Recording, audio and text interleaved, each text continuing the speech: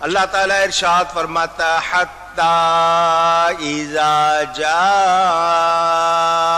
احدهم الموت، حتی یہ وہ لفظ ہے جب اس سے کلام کی ابتدا کی جاتی ہے تو جملہ اسمیہ پر یہ داخل ہوتا ہے، اور اس معنی کے ساتھ ما قبل جو اس سے پہلے ہے اس کے لیے غایت۔ تو یہاں بتایا کیا گیا، اوپر یہ سپون کا لفظ آیا ہے، اگر اس پہ توجہ کریں کہ یہاں تک کہ جب ان میں کسی کو موت آئے، یعنی کسی کی موت آتی ہے اور حالت یہ ہوتی ہے کہ وہ کفر پر ہوتے ہیں اور موت سے بھاگنے کا کوئی چارہ نہیں ہے، کسی طرح بھی موت سے بچ سکتے نہیں، موت آنی ہے، یہ وہ حقیقت ہے۔ میں اور آپ اگر اس کا انکار کریں گے تو بھی موت سے بچ سکتے نہیں۔ تو پھر ان کو جب انجام نظر آئے گا تو پھر کہیں گے یا اللہ ہمیں دنیا کی طرف بھیج دے، ہم اب نیکی کریں گے، اب ہم نافرمانی نہیں کریں گے، یعنی ایک چانس اور دے دے۔ تو یہ بتایا گیا کہ دنیا کی طرف جو لوٹنے کا تجھے خیال آ رہا ہے تو کیوں؟ تو کافر سے پوچھا جائے گا کہ کیا دنیا میں جا کر مال جمع کرے گا، یا باغ لگائے گا، یا عمارتیں تیار کرے گا لوگوں کے ٹھہرنے کے لیے، یا نہریں کھودے گا؟ تو اس کے جواب میں وہ کیا کہے گا؟ یا اللہ مجھے لوٹا دے، مجھے پھر واپس پھیر دے، لعلی اعمل صالحا فیما ترکت کلا، شاید اب میں کچھ بھلائی کماؤں اس میں جو چھوڑ آیا ہوں۔ واضح رہے یہاں آپ کو میں بتا دوں کہ مومن دنیا میں دوبارہ آنے کی تمنا نہیں کرے گا، منافق کرے گا، کافر کرے گا۔ جو مومن ہے وہ دنیا میں آنے کی تمنا نہیں کرے گا، ہاں شہید کرے گا۔ اس کا میں نے آپ کو بتایا تھا، اللہ تعالی جنتیوں سے فرمائے گا خوش ہو، وہ کہیں گے بہت خوش ہیں۔ دنیا میں واپس جانا چاہتے ہو؟ لوگ کہیں گے نہیں ہم نہیں جانا چاہتے، ہم یہاں بہت خوش ہیں۔ شہید کہے گا یا اللہ مجھے واپس بھیج دے، تو اللہ فرمائے گا میری جنت میں کیا کمی ہے جو تم واپس جانا چاہتے ہو؟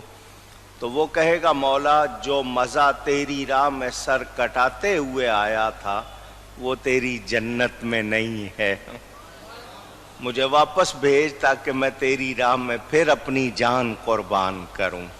یہ صرف شہید۔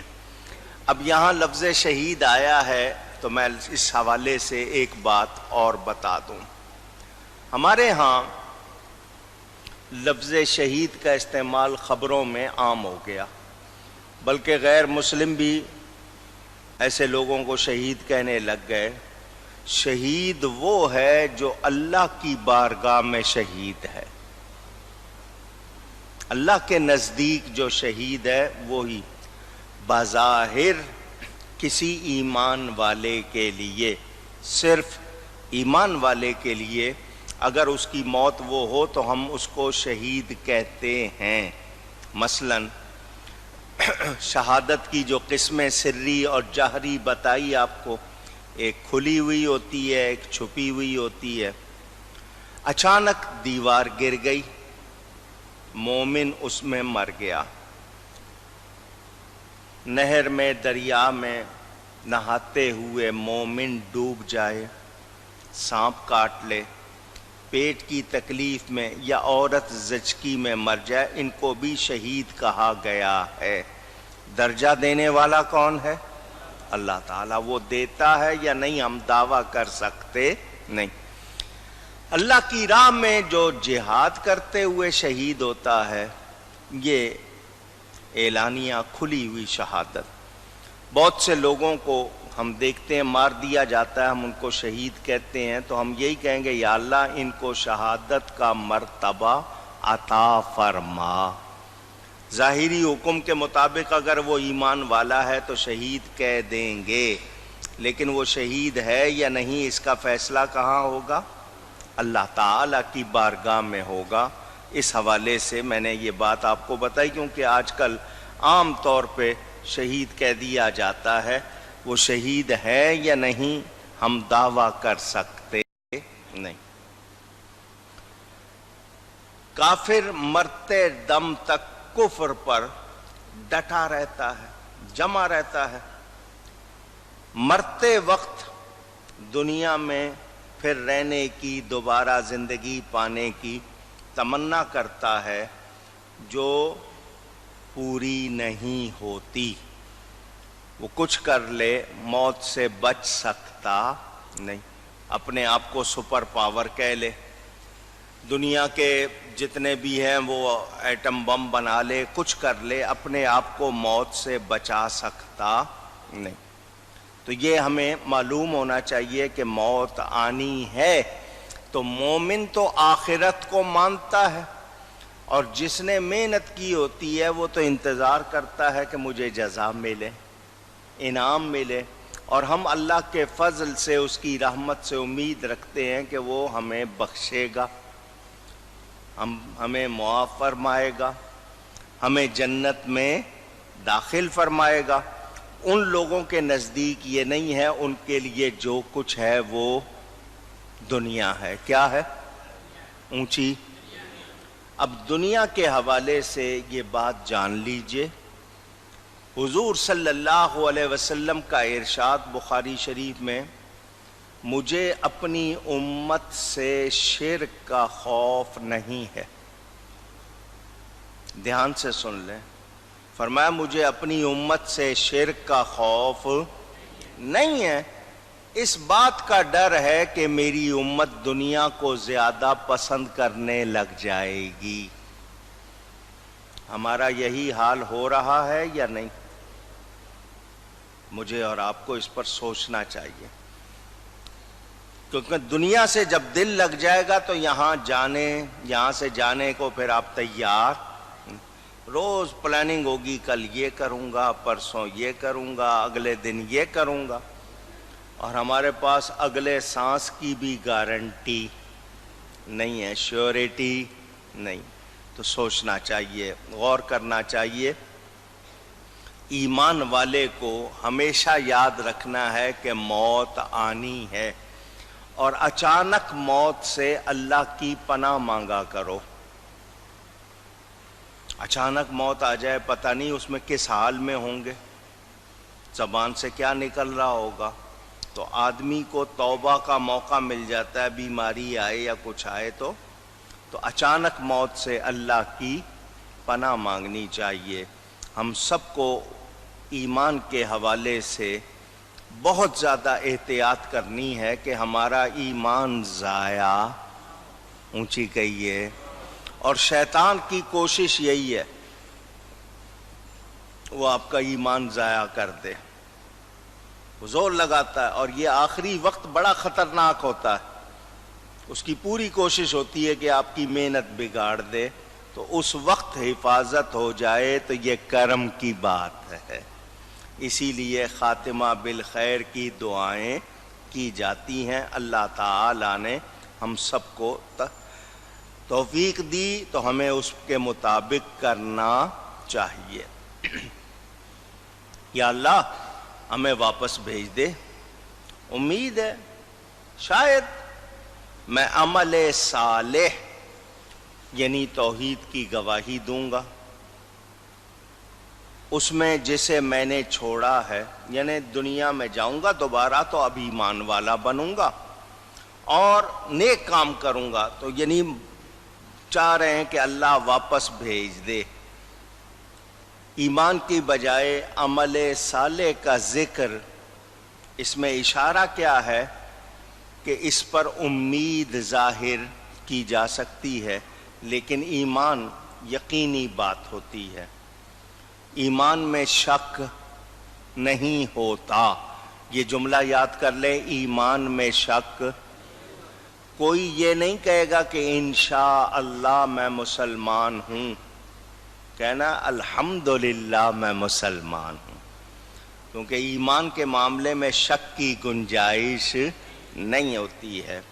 تو ہم نے اس کو بھی یاد رکھنا ہے اور ایمان کی کوشش کرنی ہے کہ وہ ایمان محفوظ رہے، اور وہ محفوظ رہنے کے طریقے بھی آپ کو بتاتا رہتا ہوں۔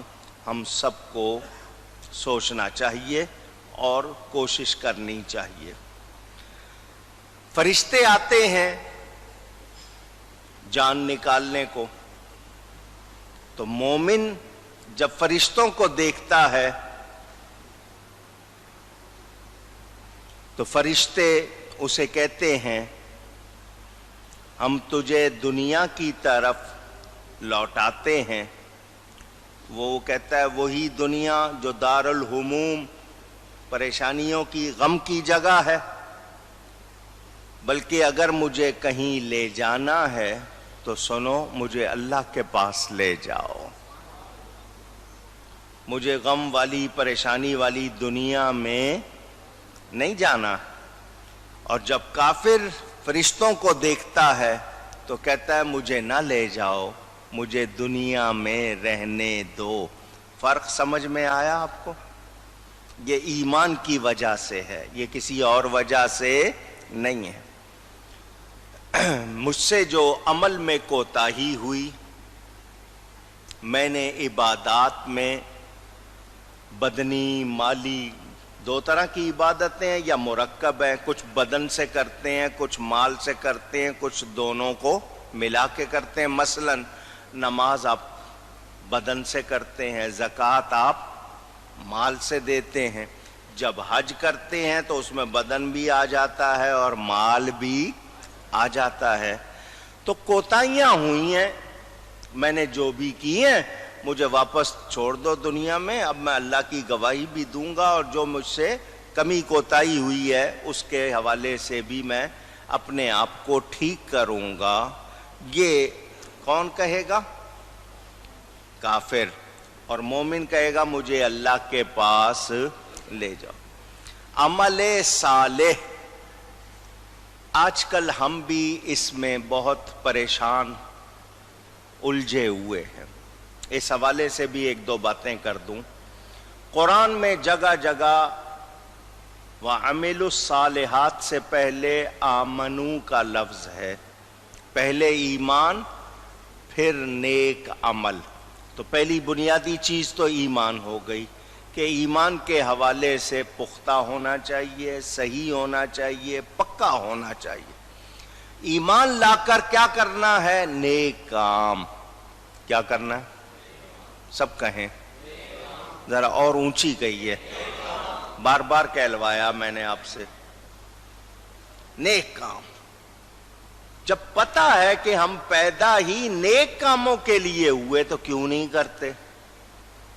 سمجھ دی گئی، رہنمائی کی گئی، معلومات پہنچائی گئی، کون سا کام صحیح نہیں ہے، تو جب صحیح نہیں ہے اور پتہ ہے تو پھر کیوں اس کی طرف جاتے ہیں؟ اچھا، سستی، یار ابھی تو جوانی ہے، کھیلنے کودنے کے دن ہیں، ابھی سے کیا مسجد چلا جاؤں؟ بوڑھا ہوں گا تو چلا جاؤں گا۔ تو جب گناہ کرنے کی طاقت نہیں رہی پھر آئے عبادت کی طرف۔ اب بدن میں طاقت نہیں ہے، عبادت کیا ہوگی؟ وہ کسی نے کہا نا سجدے والی نماز پڑھ لو، میں نے اکثر کو دیکھا ہے پھر ان میں سجدہ کرنے کی طاقت رہتی، پھر اشاروں سے پڑھنی پڑتی ہے، بیٹھ کے پڑھتے ہیں، وہ سجدہ نہیں کر پاتے۔ تو سجدے والی نماز جتنا موقع مل رہا ہے کر لو، لیکن جوانی میں ارے ابھی سے ہی چلا جاؤں۔ اچھا میں ایسا کرتا ہوں 50 سال کا ہو جاؤں گا نا، 60 سال کا ہو جاؤں گا، پھر حج کر لوں گا، پھر داڑھی بھی رکھ لوں گا، پھر نماز بھی پڑھوں گا، پھر یہ کروں گا، ابھی تو جوان ہوں۔ اجی ابھی بچے کی شادی نہیں کی، جب بچے کی شادی کر لوں گا تب داڑھی رکھ لوں گا، پھر مسجد آیا کروں گا، اس طرح کی باتیں لوگ کرتے ہیں۔ تو کیا اگلے منٹ کی امید ہے؟ تو عمل الصالحات کا یہ تعلق نہیں ہے کہ بوڑھے ہو جانا ہے تو کرنا ہے۔ در جوانی توبہ کردن شیوہ پیغمبریست، جوانی میں کرے آدمی محنت تو جوانی کی عبادت میں جتنا مزہ ہے وہ کسی اور عبادت میں نہیں، طاقت ہے، کرے محنت۔ کتنے لوگ اللہ والوں کے حالات پڑھے کیسے انہوں نے گزارا، اور ہمارا سارا کام لہو و لعب، کھیل کود، کھیل میں لگے ہوئے ہیں، شیطانی کاموں میں۔ پتہ ہے کہ قبر میں حضور کو منہ دکھانا ہے، پتہ ہے کہ حشر میں اللہ کے سامنے جانا ہے، وہ خوف بھی نہیں ہے، نبی کی شرم بھی نہیں ہے۔ حال یہ آپ کے سامنے ہے، کوئی یہ تو نہ چھپی ہوئی بات ہو۔ سارا دن آپ 24 گھنٹے اپنے ایک 24 گھنٹے کا ہی جائزہ لے لو، خود ہی لسٹ بنا لو کہ میں نے کیا کیا کیا، آپ کے سامنے آ جائے گا۔ اعلیٰ حضرت فرماتے ہیں دن لہو میں کھونا تجھے اور رات بھر سونا تجھے، خوف خدا شرم نبی یہ بھی نہیں وہ بھی نہیں۔